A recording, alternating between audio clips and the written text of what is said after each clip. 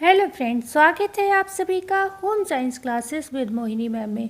मुझे उम्मीद है आप सभी की तैयारी बहुत अच्छे से चल रही होगी और मैं भी इस समय बहुत ज़्यादा प्रेशर में जो है लाइफ चल रही है कि समझ नहीं आता है कि आप लोगों को प्रैक्टिस कराऊं, समझ नहीं आता है कि आप लोगों का सिलेबस कंप्लीट कराऊं।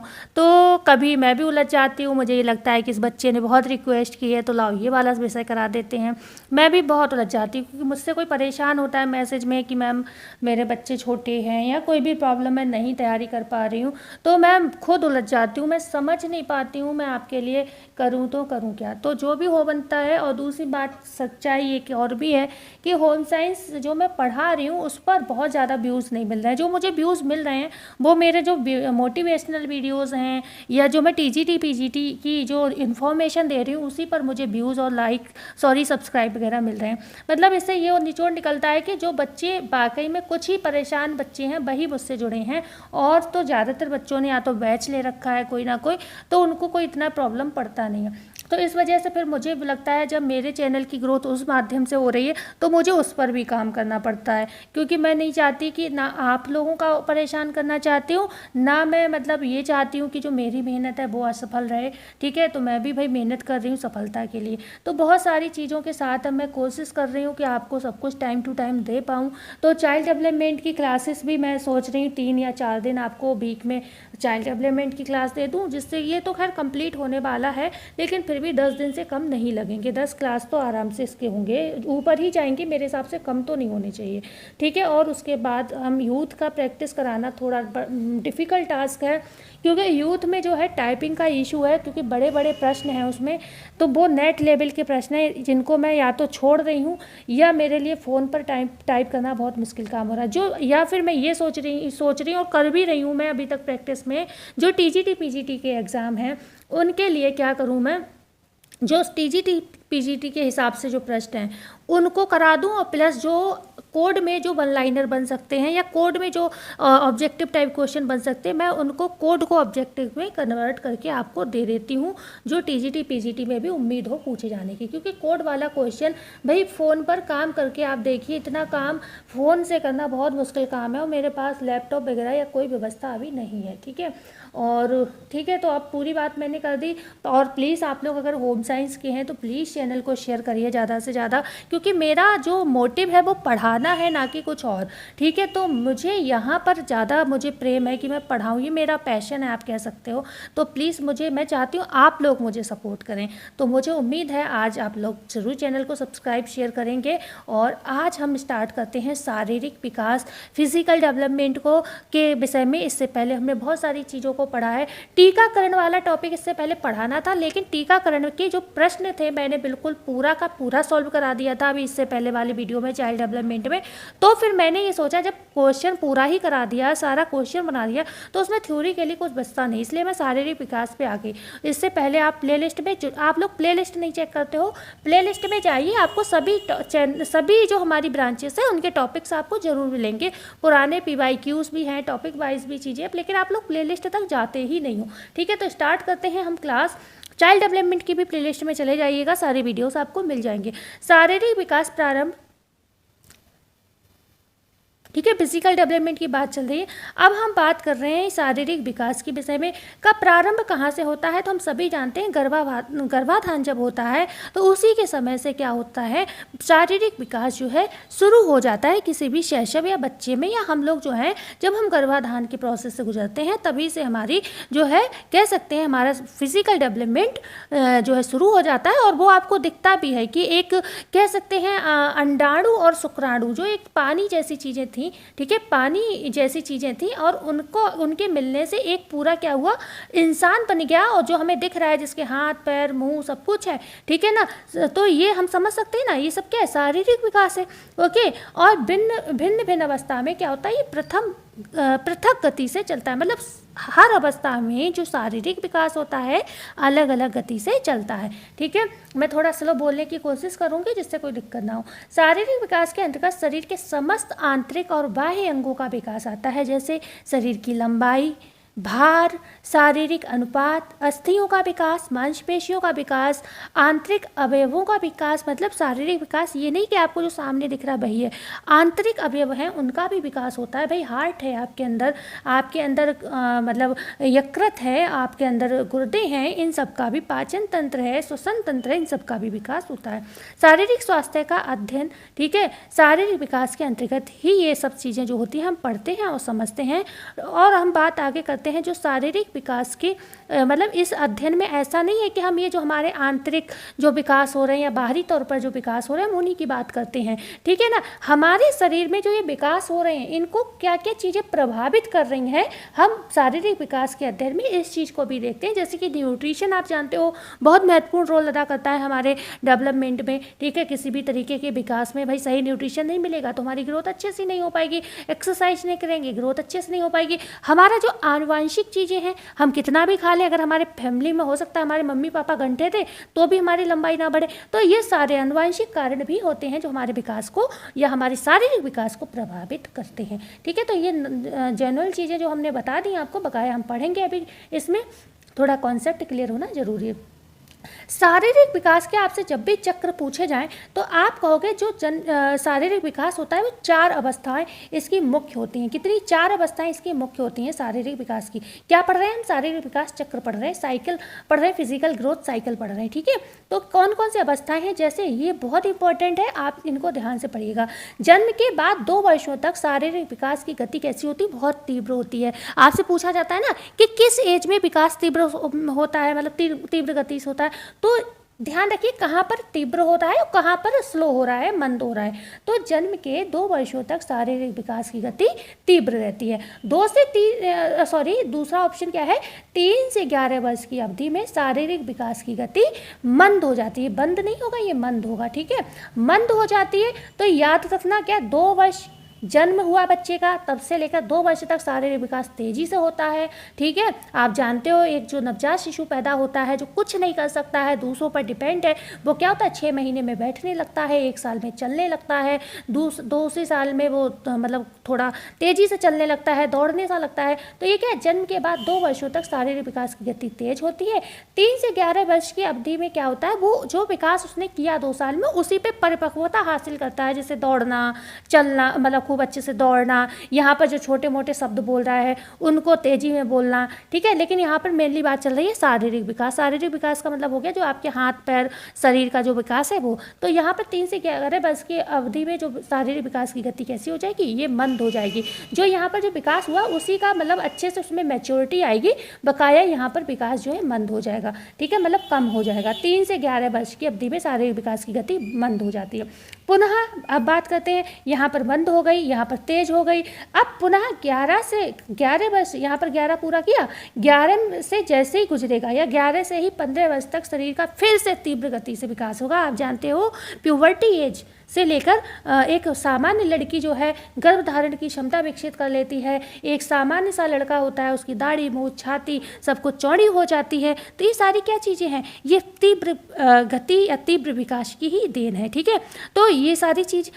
अब बात आती है चौथा पॉइंट, ये 4 मुख्य अवस्थाएं हैं शारीरिक विकास की, इन्हें ध्यान रखिएगा, ये पूछी जाती है। 16 से 18 वर्ष में पुनः शारीरिक विकास की गति मंद हो जाती है। क्यों? आप जानते हो कि 16, क्योंकि ये 18 वर्ष तक क्या होते हैं, 16 वर्ष तक कहते हैं कि या कह सकते हैं 18 वर्ष के आसपास जो होता है शारीरिक विकास या किसी भी बच्चे का जो विकास होता है वो चरम पर होता है। उसके बाद वो एडल्ट में आ जाता है, वो धीरे धीरे समाज सोसाइटी के संपर्क में में आकर क्या होता है चीज़ों को समझने लगता है और वो एक मैच्योर प्राणी हो जाता है। लेकिन 16 से 18 वर्ष के बाद, 16 वर्ष नॉर्मली चीज़ें मानी जाती हैं। कुछ लोग कहते हैं 18 वर्ष के बाद जो है शारीरिक विकास की गति मंद हो जाती है, कुछ लोग कहते हैं 16 से। तो आपको एक मोटा मोटा आंकड़ा लेकर चलना है कि 16 से 18 वर्ष में क्या होता है, शारीरिक विकास की गति फिर से स्लो हो जाती है या मंद हो जाती है, ठीक है। तो क्योंकि लगभग आप जानते हो हाइट वगैरह बढ़नी है, जो भी लंबाई आपकी बढ़नी है वो 18 से लड़कियों तक 18 वर्ष तक बढ़ती है और लड़कों में क्या होती है 21 वर्ष तक बढ़ती है। तो वो उसी के आसपास का आंकड़ा आप लेकर चलोगे, ठीक है। तो हर बुक में थोड़ी बहुत चीज़ें अलग अलग हैं, तो वो आप समझ सकते हो। आगे हम बात करेंगे शारीरिक विकास चक्र का प्रभाव, क्योंकि अभी हमने क्या बताया था, जो शारीरिक विकास का चक्र कितने थे, 4 अवस्थाओं से गुजर रहा था, हमने बताया था। ठीक है, अब हम बात कर रहे हैं कि ये जो चक्र गुजर रहा था इस पर प्रभाव किस चीज़ का पड़ रहा है। भाई इस शारीरिक विकास मान लो किसी बच्चे का अच्छे से नहीं आया तो उसको किस चीज़ ने प्रभावित किया, हम उसकी बात करेंगे। तो effect of physical growth cycle की हम बात करते हैं। शारीरिक विकास क्रम समान गति से नहीं चलता, हम ये सभी जानते हैं। हर बच्चे का अपना खान पान होता है, अपना रहन सहन होता है, अपना वंशानुक्रम होता है और उसी तरीके से उसका शारीरिक विकास होगा। तो कभी भी किसी का समान गति से विकास नहीं होगा। ये कई रूपों में बालक तथा उनकी क्रियाओं को भी प्रभावित करेगा। कुछ बच्चे बहुत एक्टिव होते हैं, कुछ बच्चे स्लो होते हैं, तो उस तरीके से उनका विकास होगा और प्रभावित होगा विकास। जैसे शक्ति स्तर या कार्य क्षमता, जो शक्ति नंबर 1 पॉइंट है, आप ध्यान रखिएगा। ठीक है, शारीरिक विकास चक्र का जो प्रभाव बच्चे पर पड़ता है, कौन से प्रभाव पड़ते हैं, उसमें हम पहला पॉइंट पढ़ रहे हैं, शक्ति स्तर या कार्य क्षमता। आप नोट्स बना रहे हो तो ये बहुत अच्छी बात है। तीव्र विकास की स्थिति में बालक के शरीर के आंतरिक अंगों का ऊर्जा व्यय बढ़ जाता है, जिससे बालक की शक्ति का अपव्यय होता जाता है। फलस्वरूप बालक के बाहरी अंगों की क्रियाशीलता कम हो जाती है। पहले पढ़ लो फिर मैं समझाती हूँ। इस समय बालक को पर्याप्त आहार आराम ना मिले तो वह शीघ्रता से थकान का अनुभव करेंगे और विपरीत प्रभाव उसकी गति व कार्य क्षमता पर जो है पड़ेगा। तो यहाँ पे ये क्या कहना चाह रहा है, जो शक्ति है, जो बच्चे की स्तर है, मतलब सॉरी शक्ति स्तर है या फिर जो बच्चे की कार्य क्षमता है उसकी यहाँ पर बात कर रहे हैं। तो ये कह रहे हैं जो बच्चे के तीव्र विकास की स्थिति होती है उस समय क्या होता है, आंतरिक अंगों का भी विकास हो रहा होता है और बच्चा क्रियाशील स्थिति में होता है। और इस समय क्या होता है, जब वो बहुत ज़्यादा एक्टिव रहता है तो कहीं ना कहीं जो उसकी शक्ति होती है वो उस काम में लग जाती है। मान लो बच्चा बहुत दौड़ रहा है, बच्चा बहुत खेल रहा है, उन सब चीज़ों में उसकी क्रियाशीलता के कारण जो है एनर्जी वहाँ पे हो जाती है। तो इसकी वजह से जब क्रियाशीलता इस तरीके की होती है तो कहीं ना कहीं आपको पता है, या तो उसे बहुत अच्छा न्यूट्रिशन वगैरह आप दो, ठीक है ना, जिससे उसकी एनर्जी ही खत्म ना हो, नहीं तो कहीं ना कहीं पर्याप्त आराम वगैरह ना मिलने से वो जल्दी जल्दी थकेगा और कहीं ना कहीं उसकी कार्य क्षमता थोड़ी बहुत प्रभावित वहाँ पर होगी। ठीक है ना, तो शक्ति या कार्य क्षमता पर भी इसका प्रभाव पड़ता है। आगे बात करेंगे समायोजन क्षमता पर प्रभाव। वृद्धि व विकास की गति तीव्र होने पर नए नए परिवर्तन होते हैं, बालक को उनके साथ समायोजन करना पड़ता है। यदि बालक नए परिवर्तनों के साथ समायोजन नहीं कर पाता तो संवेगात्मक तनाव पैदा होता है। इसके विपरीत जब वृद्धि की गति मंद होती है तो बालक आसानी से वातावरण के साथ समायोजन कर लेता है। वृद्धि की गति मंद नहीं होती तो बालक क्या है, आसानी से वातावरण के साथ, यहाँ पर नहीं लगा है, ठीक है, मैंने उल्टा बोल दिया था। तो वृद्धि और विकास की यहाँ पर समायोजन क्षमता, आप जानते हो बच्चा जब नया नया वातावरण में आता है, पेट की गर्भी से निकलकर जब बाहरी वातावरण में आता है तो वहाँ पर क्या होता है, समायोजन करता है। लेकिन यहाँ पर समझने वाली बात है, जो नए नए परिवर्तन हो रहे हैं बच्चे के अंदर, जो नई नई चीज़ें पैदा हो रही हैं, नया वातावरण मिल रहा है, नया माहौल मिल रहा है, इसमें वह समायोजन तभी कर पाएगा जब उसकी वृद्धि सही तरीके से होगी, उसका विकास सही तरीके से होगा और उसको ओवरऑल चीज़ें जो वातावरण उसे है सही तरीके से मिलेगा, तभी जो है उसका विकास अच्छे से होगा। नहीं तो क्या है, बच्चा जो है वातावरण के साथ समायोजन नहीं कर पाएगा और कहीं ना कहीं या तो उसका विकास स्लो हो जाएगा या कम हो जाएगा या बहुत ही ज़्यादा डिफ़िकल्ट कंडीशन हो जाती हैं तो बच्चा सर्वाइव भी नहीं कर पाता है। और ऐसा नहीं, हम लोग बहुत अच्छे आसपास के एरिया में रहते हैं, मतलब हमारे आसपास का एरिया ऐसा है, बहुत अच्छा माहौल है। आप अभी बहुत पिछड़े बैकग्राउंड में चले जाएंगे तो वहाँ ये समस्याएं सच में होती हैं कि बच्चे को इतना गंदा माहौल मिलता है कि बच्चा जीवित भी नहीं रह पाता है। तो ये चीज़ें आप लोग ये सोच कर ना पढ़ा करें कि ये चीज़ें हम लोगों के लिए ही स्पेशली बात हो रही है। अगर आप बहुत अच्छे बैकग्राउंड से आ रहे हैं, हम ये ओवरऑल पढ़ रहे हैं, मतलब सोसाइटी में अभी भी बहुत पिछड़े लोग हैं जहां पर बच्चे का रहना ही मुश्किल हो जाता है पेट से निकलने के बाद।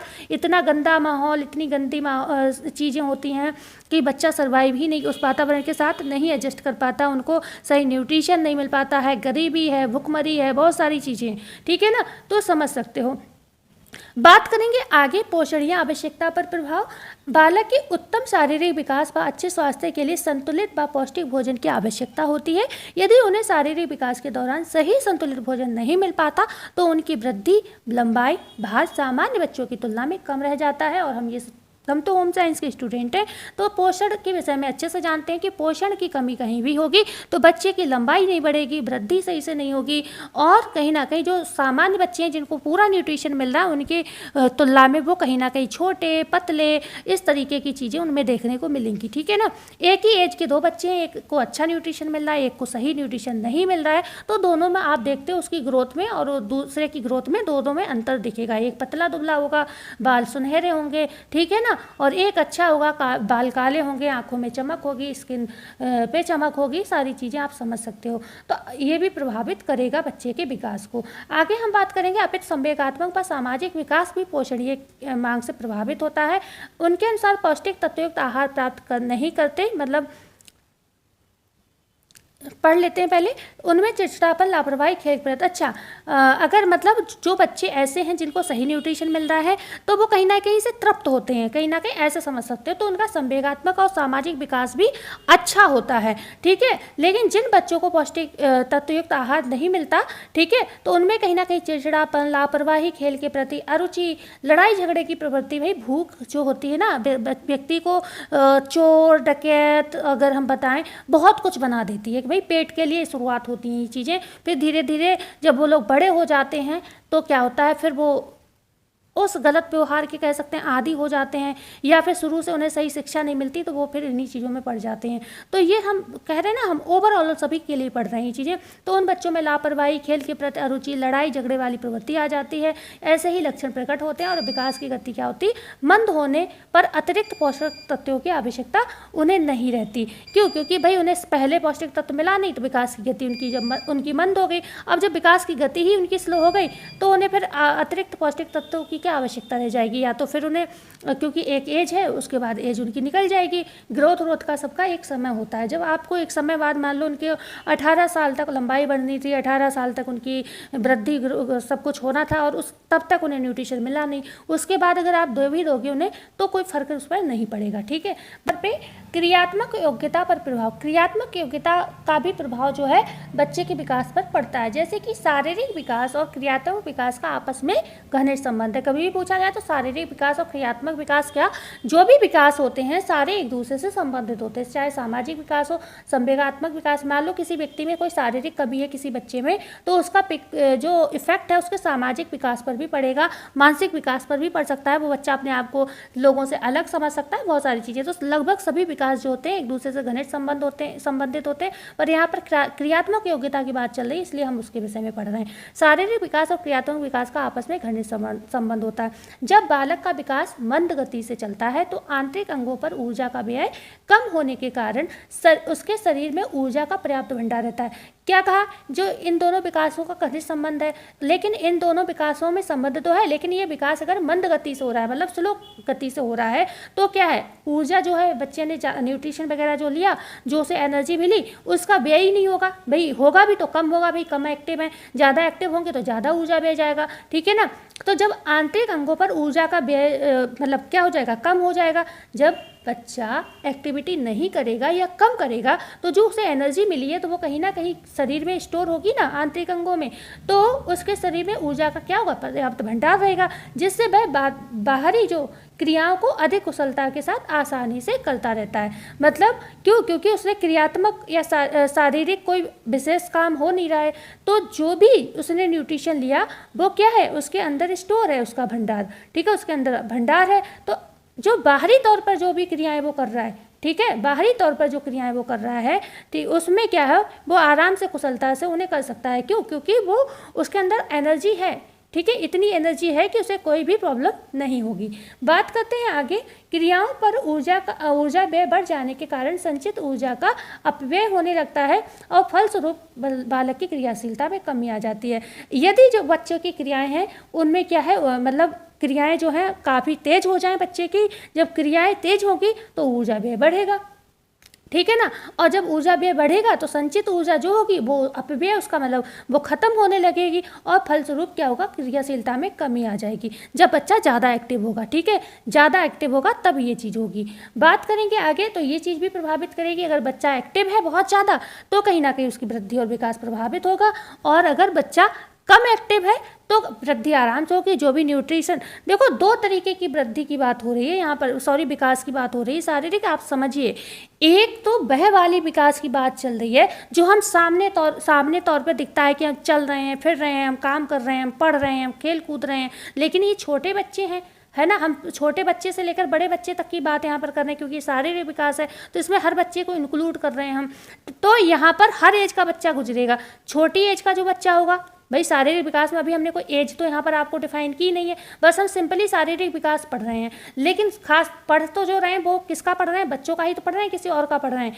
तो समझने वाली चीज़ है यहाँ पर, जो हम चलते फिरते दौड़ते हैं उस विकास की भी बात कर रहे हैं, प्लस हम उस विकास की भी बात कर रहे हैं जो हमारे आंतरिक तौर पर जो नेचुरली चल रहा है। हमारे हार्ट का विकास हो रहा है, हमारे हाथ पैर का विकास हो रहा है, हम उसकी भी बात कर रहे हैं। तो ये आप क्रिया से समझिए कि किस क्रिया की बात चल रही है। हम अपने संस्थानों की बात कर रहे हैं या फिर हम बाहरी तौर पर जो हाथ पैर से काम करते हैं, चलते फिरते हैं, हम उसकी बात कर रहे हैं। तो अगर हम ज़्यादा काम करेंगे, ज़्यादा बाहरी तौर पर हम बहुत भागेंगे दौड़ेंगे, तो कहीं ना कहीं हमारी एनर्जी वहाँ व्यय हो जाएगी, तो हमारी जो आंतरिक विकास है वो स्लो हो जाएगा, नहीं हो जाएगा। समझने वाली बात, क्योंकि ऊर्जा तो हमने अपने खेल कूद में लगा दी, तो हमें जो ऊर्जा चाहिए थी हमारे शरीर के विकास की वो कम हो जाएगी।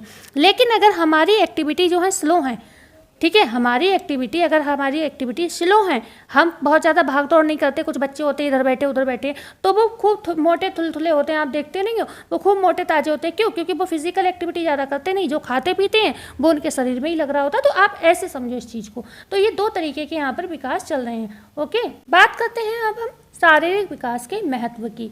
ठीक है, इम्पोर्टेंस ऑफ फिजिकल डेवलपमेंट की। शारीरिक विकास के अंतर्गत मुख्य रूप से शरीर के 5 क्षेत्रों में विकास होता है। कौन कौन से, उनकी भी बात करेंगे, जो बालक के व्यवहार को प्रभावित करते हैं तथा व्यक्तित्व निर्धारण में सहायता करते हैं। ये 5 क्षेत्र निम्नलिखित हैं। कौन कौन से हैं, आप चलते हैं आगे। एक होते हैं ये 5 क्षेत्र में, एक होता है नाड़ी संस्थान का विकास। ठीक है, डेवलपमेंट ऑफ नर्वस सिस्टम। इस विकास के सिद्धांत का नियम यह है कि विकास जो होगा मस्तकाधोमुखी, मतलब सिर से पैर की ओर होता है। ठीक है, सिर से पैर की ओर जाता है, मतलब पहले सिर पे आएगा, फिर कंधों पर आएगा, फिर नीचे हाथ से होते हुए नीचे पैरों की तरफ जाएगा। अब बात करते हैं दूसरा पॉइंट, इस सारी मतलब इसी में, अभी हम आगे नहीं नाड़ी संस्थान को ही पढ़ रहे हैं। इस शारीरिक, अच्छा पहले हम आपको बता देते हैं जो 5 कौन कौन से। एक तो नाड़ी संस्थान का विकास हो गया, दूसरा मांसपेशियों का विकास हो गया, 5 क्षेत्र बताया ना मैंने आपको। तीसरा अंतःस्रावी ग्रंथियों का विकास हो गया, और चौथे की अगर हम बात करें शारीरिक संरचना का विकास हो गया, और बात करें 5वें की कौन सा है, स्वस्थ शरीर का विकास। ठीक है, तो ये 5 विकास होते हैं जिसमें हम नाड़ी संस्थान की बात कर रहे हैं। ठीक है, नाड़ी संस्थान हमने पहला क्या बताया कि ये जो विकास होता है कहाँ से चलता है, मस्तिष्क मतलब मस्तकाधोमुखी विकास कहलाता है, और सिर से पैर की ओर ये जाता है। इस शारीरिक विकास क्रम में नाड़ी संस्थान का विकास होता है, मतलब याद रखिएगा नाड़ी संस्थान का विकास होता है। और नाड़ी संस्थान का प्रमुख अवयव कौन होता है, मस्तिष्क, मतलब मस्तिष्क जो होता है इसका कंट्रोलर होता है। मस्तिष्क के विकसित होने से बालक का बौद्धिक विकास होता है और विभिन्न मानसिक योग्यताओं का उदय होता है। मानसिक क्षमताओं के विकास के कारण बालक अपने वातावरण के साथ आसानी से समायोजन स्थापित कर लेता है तथा नए नए व्यवहार प्रतिमान को प्रदर्शित करता है। इसके बाद अगर बात करते हैं, यह व्यवहार प्रतिमान संवेगात्मक तथा सामाजिक व्यवहार किसी से भी संबंधित हो सकते हैं। ठीक है ना, नाड़ी संस्थान के विकास के माध्यम से शारीरिक विकास के सभी प्रकार के विकास में क्या होता है, ये सहायता प्रदान करते हैं। मतलब अगर आपकी नाड़ी संस्थान का विकास अच्छे से हो रहा है तो कहीं ना कहीं ये आपके सारे ही विकास के मतलब अच्छे से होंगे, ओवरऑल डेवलपमेंट आपका अच्छे से होगा। लेकिन अगर नाड़ी संस्थान प्रभावित होती है, मस्तिष्क में थोड़ी भी कोई समस्या होती है, तो आपके लगभग सभी विकास प्रभावित भी होंगे। ओके, बात करते हैं नंबर 2 की, मांसपेशियों का विकास। यहाँ पर नंबर 2 कर लीजिएगा ये। ओके, मांसपेशियों के विकास मतलब डेवलपमेंट ऑफ मसल्स की बात करते हैं। मांसपेशियों के विकास से बालक में क्रियात्मक क्षमताओं का विकास होता है। तो ये प्रश्न अगर बने कि मांसपेशियों का विकास होने पर किसका विकास होता है, तो क्रियात्मक क्षमताओं का विकास होता है, जो बालक की आयु के अनुसार धीरे धीरे खड़ा होना, चलना, दौड़ना, भागना जैसी वाली क्रियाएं जो होती हैं वो मांसपेशी विकास के अंतर्गत आती हैं। अगर मसल्स का विकास नहीं होगा तो बच्चा ये क्रियाएं जो है सहजता से नहीं कर पाएगा। क्रियाओं को सफलतापूर्वक, भागने की क्रियाओं को सफलतापूर्वक संपन्न कर लेता है। क्रियात्मक क्षमताओं के विकास के कारण ही बाल्यावस्था में खेलों की ओर प्रवृत्ति और खेलों द्वारा अपना भरपूर मनोरंजन भी करता है। अगर मांसपेशी डेवलपमेंट अच्छे से नहीं होगा तो बच्चा ये किसी भी विकास में इंटरेस्ट नहीं, खेल कूद वगैरह में इंटरेस्ट भी नहीं लेगा। बात करेंगे तीसरे पॉइंट की, अंतःस्रावी ग्रंथियों का विकास, डेवलपमेंट ऑफ एंडोक्राइन ग्लैंड्स। अंतःस्रावी ग्रंथियां आप जानते हो विकास में बहुत महत्वपूर्ण रोल अदा करती हैं। जैसे कि शारीरिक विकास के अंतर्गत तीसरा और महत्वपूर्ण जो विकास होता है वो अंतःस्रावी ग्रंथियों का विकास होना, अवस्था के अनुसार उनकी क्रियाशीलता में वृद्धि होना। जैसे कि आगे बात करें, शरीर में अनेक अंतःस्रावी ग्रंथियां पाई जाती हैं। आप ग्रंथियों वाला हमारा वीडियो देख सकते हैं, बहुत ही इंपॉर्टेंट, हमने ग्रंथियों को विषय में पढ़ाया है। सारी जो आपकी बहिस्रावी अंतःस्रावी जो भी ग्लैंड्स है सबको बताया है हमने, ठीक है, आप अच्छे से उसको समझ सकते हो। तो शरीर में अनेक अंतःस्रावी ग्रंथियां पाई जाती हैं जो पृथक अवस्था में क्रियाशील होकर शारीरिक विकास में अपना योगदान देती हैं। जैसे गले में स्थित थायराइड ग्रंथि का स्राव शारीरिक और मानसिक विकास में अपना सक्रिय योगदान देती है। कौन सी ग्रंथि? थायराइड ग्रंथि, ध्यान रखिएगा। थायराइड ग्रंथि का अगर सही से स्राव नहीं होगा तो कहीं ना कहीं मानसिक विकास में समस्या पैदा ही होगी। और इसी प्रकार प्रजनन ग्रंथि आप जानते हो, है ना, प्रजनन ग्रंथियाँ एस्ट्रोजन हार्मोन होता है, मासिक धर्म पर नियंत्रण करता है। अगर वो सही से काम नहीं करेगा तो समस्याएं होंगी, है ना। तो बहुत सारी चीज़ें होती हैं, ये भी प्रभावित करती हैं। वयसंधि अवस्था आने पर क्रियाशील हो जाती हैं, मतलब कुछ बात करेंगे हम किसकी बात करें, प्रजनन ग्रंथियाँ जो होती हैं, इसी प्रकार प्रजनन ग्रंथियाँ जो होती हैं वो वयसंधि अवस्था आने पर क्रियाशील हो जाती हैं, जिससे बालक और बालिकाओं में महत्वपूर्ण शारीरिक परिवर्तन होते हैं। फलस्वरूप बाल्यावस्था से किशोरावस्था की ओर अग्रसर होते हैं। किशोरावस्था विकास क्रम की एक महत्वपूर्ण अवस्था होती है। मतलब कहने का यहाँ पर क्या है, जो ग्रंथियाँ हैं वो भी महत्वपूर्ण रोल अदा करती हैं। अगर इन ग्रंथियों में कोई भी समस्या हुई तो भी विकास प्रभावित होगा, ठीक है। सोमैटोट्रोपिक हार्मोन है, बहुत सारे जो है गोनेडोट्रोपिक हार्मोन है। इन जो भी हार्मोन अगर कम रिलीज होता है जितनी आवश्यकता है तो कहीं ना कहीं हमारी वृद्धि को, हमारे विकास को, हमारे जनन अंगों को इनको प्रभावित करती हैं, इनके डेवलपमेंट को।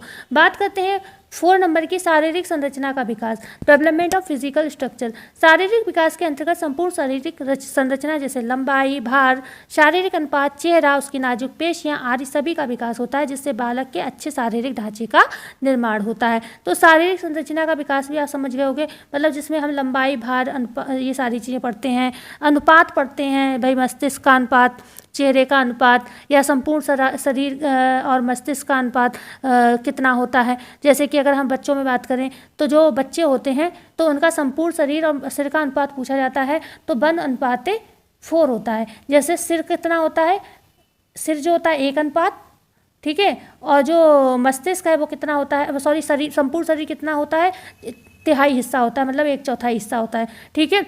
तो समझने का मतलब 25% सिर होता है और 75% क्या होता है, पूरा शरीर होता है। मतलब 25 सिर इतना बड़ा होता है बच्चे का कि 25% हिस्सा सिर्फ और सिर्फ क्या होता है, सिर का होता है, और 75% में पूरे हमारे हाथ, पैर, पेट, गला सब आ जाते हैं, ठीक है। तो समझने के लिए तो इस तरीके से अनुपात का विकास, ये सारी चीज़ें हम यहाँ पर पढ़ते हैं, ओके। शारीरिक ढांचे का निर्माण पढ़ते हैं।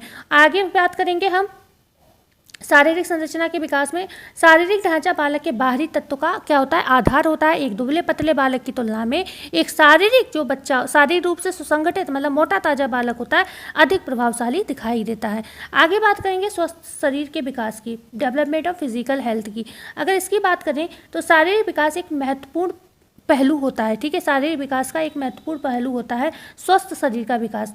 शारीरिक विकास के अंतर्गत जो भी विकास हो वह सामान्य हो तथा सभी अंग समान शारीरिक अवस्था में हो, एक तो नॉर्मल सी चीज़ है, इसमें कोई समझने पड़ने वाली चीज़ नहीं है, और संतुलित ढंग से कार्य करते हों। यदि सभी अंग समान ढंग से विकसित होते हैं और संबंधित होकर कार्य करते हैं तो निश्चय ही बालक का शारीरिक विकास अच्छा तथा बालक स्वस्थ निरोग होता है। मतलब यहाँ पर कहने का मतलब यह है कि ऐसा नहीं है कि किसी बच्चे का शारीरिक विकास ही हो गया, किसी बच्चे का सिर्फ मानसिक विकास हो गया, किसी बच्चे का सिर्फ सामाजिक तौर पर तो बहुत अच्छा बकाया, उसे कुछ करना धरना नहीं है, समाज में जाकर तो बहुत बड़ी बड़ी बातें कर लेता है लेकिन और किसी काम का नहीं है ना, इधर उधर बैठना ही काम है उसका। तो ये सारी चीज़ें नहीं, मतलब सब कोरिलेशन हो सब में, सारे विकास क्या होते हैं अच्छे से होने चाहिए। कोई भी चीज़ ऐसी ना हो कि मतलब एक हो गया और एक की कमी है। मतलब फिजिकल भी हेल्थ बहुत ज़रूरी है, मेंटली परिपक्व होना भी बहुत ज़रूरी है। सारे विकास जब सही होते हैं तभी हम किसी बच्चे को, और WHO की डेफिनेशन आपने पढ़ी भी होगी कि सामने से जो लोग देखने में अच्छे लगते हैं ज़रूरी नहीं है कि भाई उन्हें वही स्वस्थ है, आंतरिक रूप से भी, मन से भी, हर तरीके से व्यक्ति अगर स्वस्थ है